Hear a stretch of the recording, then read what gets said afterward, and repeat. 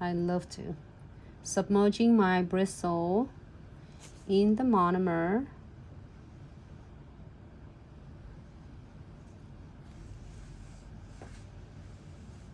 You can do 2 beads, 1 bead, however you would like. It doesn't have to be just only 1 bead.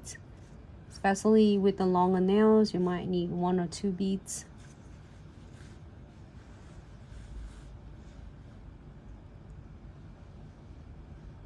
And just guiding your powder. This one is so cool, and it's have a nice and brighter like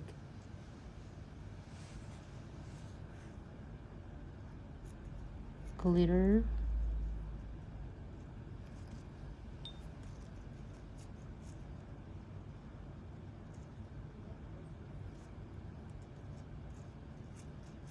This is so like cute, like adorable, like sweet colors. You can use this for the ombre as well. Yep, we swatched 10 colors already. Do you remember which one you like?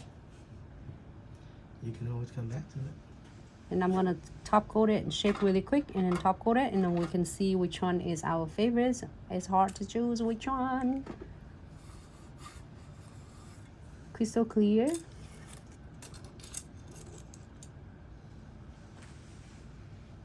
To cap it.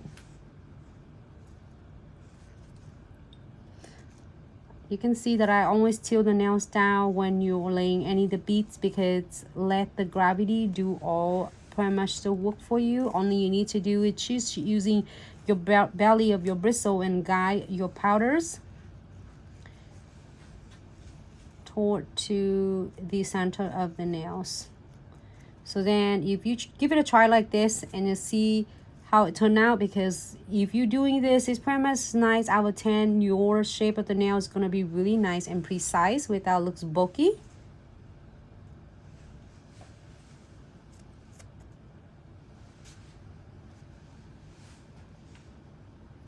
All right, number 10, here you go.